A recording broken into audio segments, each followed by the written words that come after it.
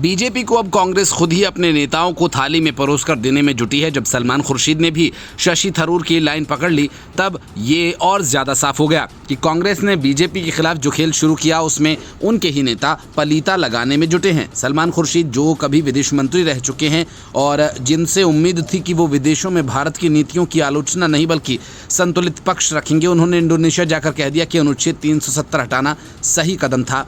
वही अनुच्छेद 370 जिसके खिलाफ कांग्रेस दशकों से संवैधानिक लड़ाई लड़ती रही है। अब जब पार्टी के नेता ही कह रहे हैं कि इससे कश्मीर में अलगाववाद खत्म हुआ, तो ऐसे में जनता ये सवाल तो पूछेगी ही कि कांग्रेस का असली स्टैंड क्या है। शशि थरूर पहले ही कह चुके हैं कि मोदी सरकार की कुछ योजनाएं अच्छी हैं। अब खुर्शीद भी उसी सुर में गा रहे हैं। शायद अगली बारी मनीष तिवारी इसी लाइन पर आ जाएं। आखिर सबको राजनीतिक मोक्ष की तलाश है। वैसे थरूर तो सोशल मीडिया पर ग्लोबल थिंकिंग वाले हैं, लेकिन खुर्शीद का विदेश में जाकर भारत सरकार की तारीफ करना कांग्रेस के लिए घर में घी गिराना और चूल्हा जलाने जैसा है। ये बात और है कि सारा पकवान बीजेपी अकेले खा रही है। यही वजह है कि बीजेपी ने भी मौके को हाथ से जाने नहीं दिया और अमित मालवीय और शहजाद पूनावाला ने तुरंत एक्स पर पोस्ट कर दिया। पूनावाला तो इतने भावुक हो गए कि वो बैठे कि अब तो सलमान खुर्शीद भी मान गए। पाकिस्तान परस्ती, पत्थरबाजी और अलगाववाद की समस्या 370 के हटने से कम हुई। बीजेपी को इससे बेहतर कांग्रेस विरोधी हथियार क्या मिलेगा जब दुश्मन के घर में ही बारूद बन रहा हो।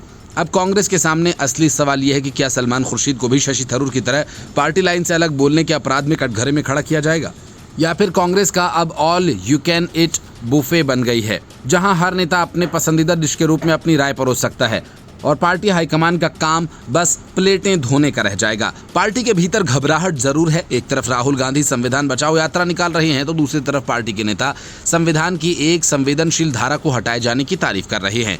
इस पर कोई बोले या न बोले, लेकिन हकीकत यही है, कांग्रेस इस समय बहुस्वरता के नाम पर भ्रम फैला रही है।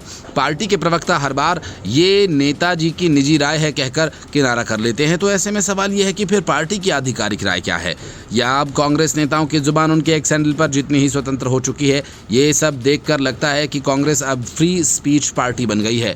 बोलो जो मन में आए, नतीजे की चिंता मत करो, बस बोल दो। कांग्रेस को अब तय करना होगा कि वो राजनीतिक पार्टी है या फिर स्वतंत्र चिंतकों का समूह। अगर हर नेता अपने मन की बात कहेगा तो फिर पार्टी की लाइन बस रेलवे स्टेशन की लाइन बनकर रह जाएगी। Bureau report, news of India.